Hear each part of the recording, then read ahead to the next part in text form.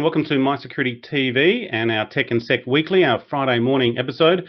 My name is Chris Cubbage. I'm the director with My Security Media across to Hong Kong, and they're going to be joined by Matthew Glitzer, the Vice President for Asia Pacific with IBM Security. And I think it was just yesterday or the day before, the X-Force Threat Intelligence Index was released, which showed that 25% of all attacks, cyber attacks, are occurring in the Asia-Pacific region. So we'll walk through that report as well. And hopefully our link to Hong Kong goes much better. And we're joined by Matthew Glitzer, Vice President for Asia-Pacific with IBM Security. Matthew, thanks for joining us. Thanks, Chris. Thanks for having me here today. Very good. We've got a bit of a delay. Maybe it is the Australian side today. Just a slight delay. But look, thank you very much for joining us at relatively short notice too. The report sort of landed on my desk and it was like, okay, and I had a slot open for this morning. Certainly introduce us to your role. You're in Hong Kong? I'm actually in Singapore, yeah. And I'm responsible for IBM's security software and services business for Asia Pacific, which is all of Asia except for Japan. But the report does, when we talk about Asia in the report, it's inclusive of Japan as well. Very good. I think you've recently moved to Singapore, haven't you? You were in Hong Kong? I was in Hong Kong before. Very good. I think I was dealing with the Hong Kong office as well. So I took a guess. I was thinking, I noticed on LinkedIn you've got Singapore. Yeah, maybe talk us into IBM Security. We worked with IBM Security last year on your Asean Security Summit. So it was a pleasure working with IBM at the time. Yeah, maybe introduce us to IBM Security and particularly in the Asia Pacific region and where you guys are at. Sure. So from IBM Security, we're the world's largest enterprise security software and services company. Over 9,000 security services practitioners globally, and a broad portfolio of security software technology, as well as a really broad ecosystem. Right? So from a technology perspective, it's everything from identity access management and data protection through threat management and detection, and then really where we get to today, we're one of the world's largest MSS providers, and today, our X-Force team, our X-Force threat management team, that we have the X-Force Red, which does vulnerability testing. We've got X-Force threat management, Intel, as well as the Exchange, where we share our insights globally to clients and governments around the world. And really focused on helping clients really build security into design and fabric of their businesses, right, and their processes. Very good. Okay, very good. And I'm getting a slight delay here as well, so maybe it's on the Australian end in terms of the live stream, unfortunately. Did you happen to have any sort of report slides to share with you? Otherwise, we can walk through the report. I've got three charts. Go for it. You should be able to share. Do I need to share? Can you share your screen? Sure, can. 1 second. Let me find. Where would I do that here? Just down the bottom, there's a share screen, and you can share it either via the screen or the application. I am not seeing share screen here. Sorry. Oh, hold on. I got it. Just down. Yep, I got it.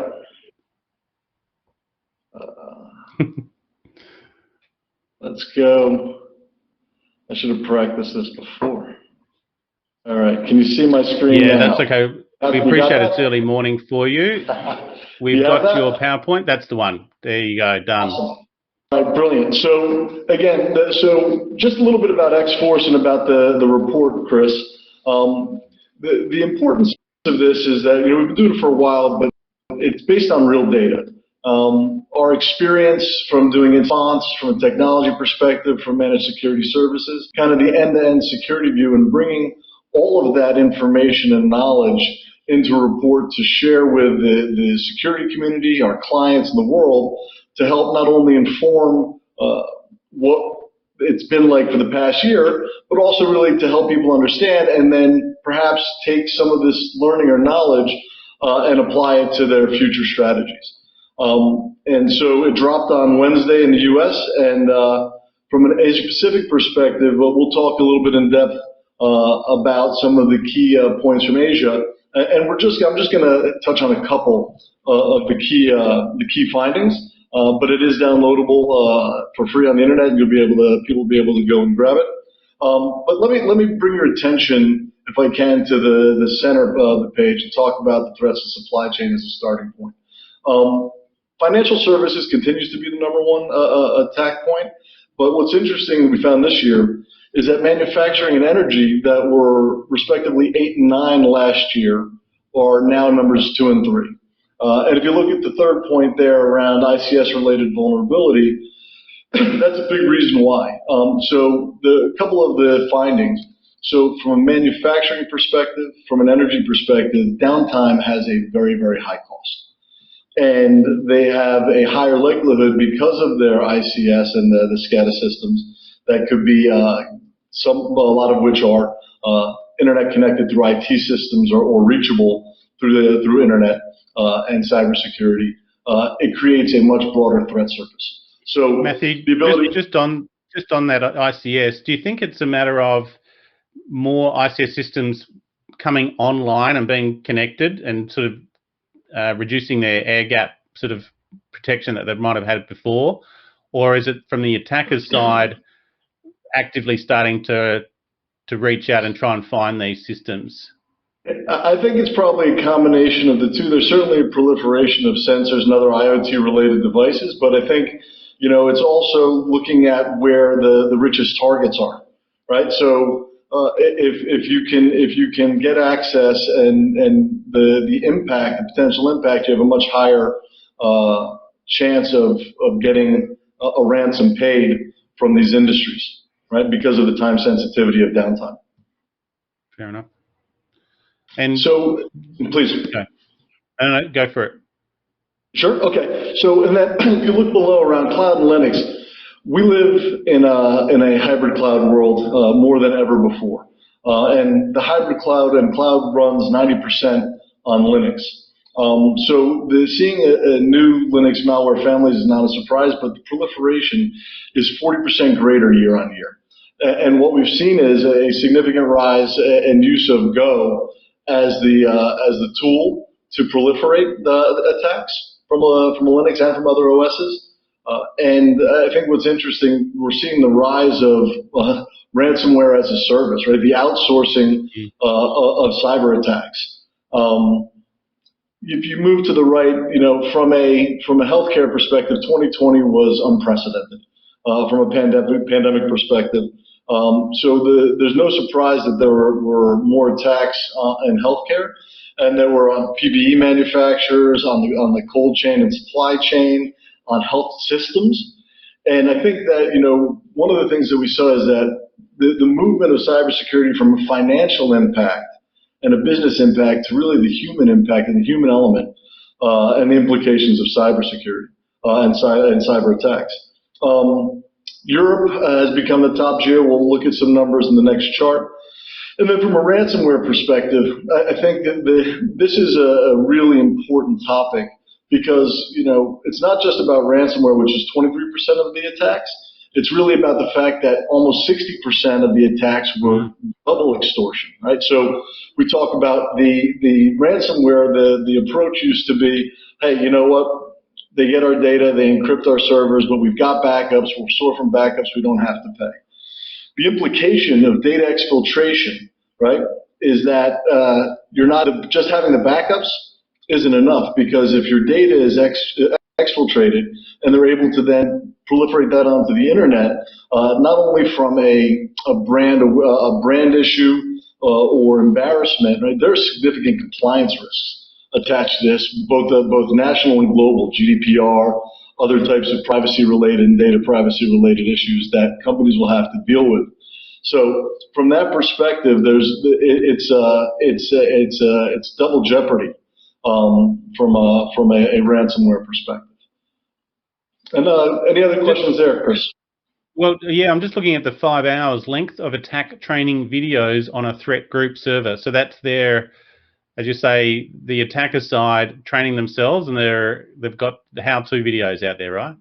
Yeah, well, the funny part is that they're not public videos. This is where, from an Iranian threat group, we were able through X-Force to gain access to one of their private servers and actually download their training videos, which gave us a significant amount of information about not only about the attackers but their strategies and how they plan to proliferate. So I think that was we brought that public last year, but it was, those are examples of where our threat intelligence and our teams are out constantly scanning the environment and trying to make sure that we're, to the extent possible, staying on par or ahead of the bad actors.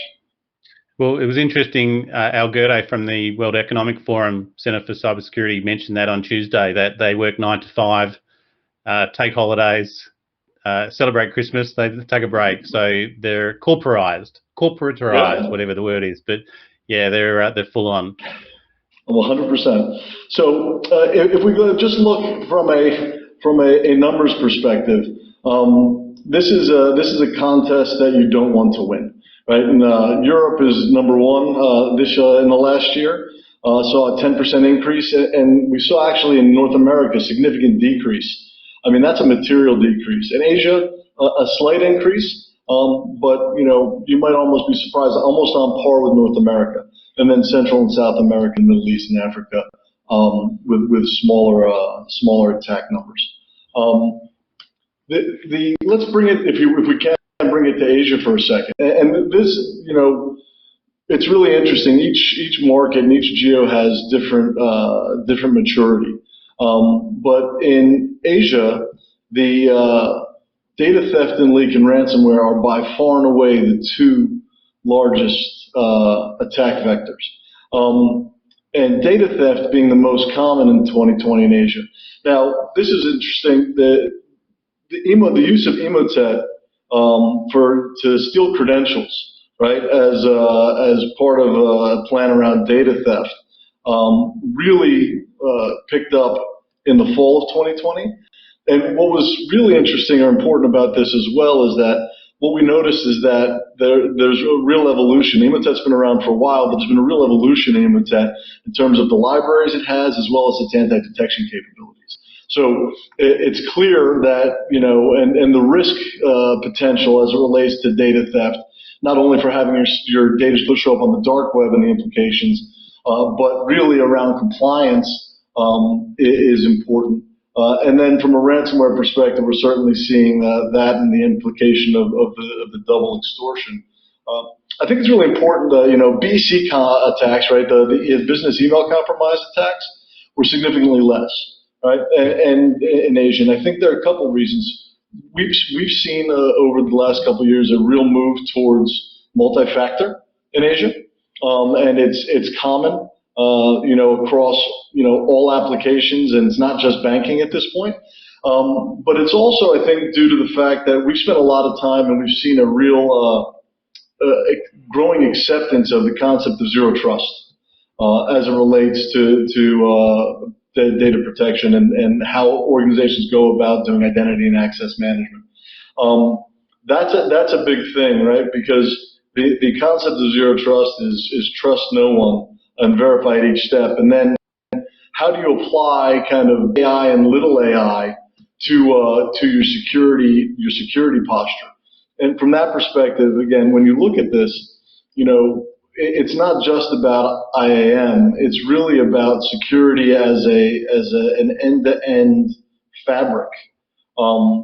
It's not just about response, but really is how do you determine with sometimes limited budgets where you apply your investment for the best benefit of the business and your clients, and how do you make sure you're prepared and implementing automation, orchestration in order to drive not only detection and protection but response as well.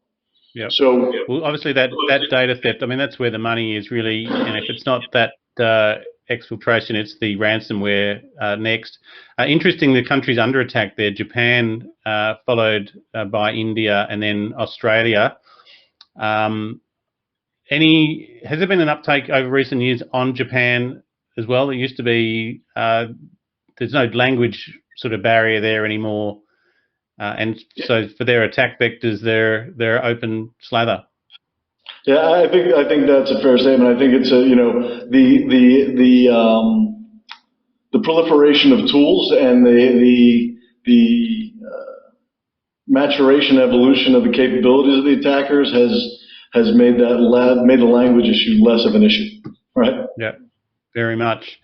Okay, and how are we going for the next one? Although that was up from 22%. That was the other observation as well. That jumped up. Correct. That was the last chart I had to share, Chris. So I can leave that up. If there are other questions you have, we can talk through. No, I think we'll bring it up. And it looks like that let me just bring up the report itself. How are you finding sort of the maturity of the market now with IBM Security? And maybe we might just finish up on discussing Asean, because again, that's something we worked on with IBM Security last year and the summit. Maybe the outcomes of Asean. We're about to do I can't announce it just yet, but we're doing something special with Asean shortly, in a week or two. But yeah, how's the Asean sector going and some of the maturity? We're in Singapore, but probably the other countries of Asean, the Asean 6. Yeah. So look, being based in Singapore, obviously it's core and being part of ASEAN. We are closely engaged across all of the ASEAN 6 markets. Each one has a different level of maturity as it relates to not only zero trust and IAM, but their SOC capabilities and SIM capabilities, and what we're seeing a significant increase in the interest and the conversations and the adoption of the zero trust frameworks. And that's really not just Singapore, it's across. Those discussions are on and they're active in every market.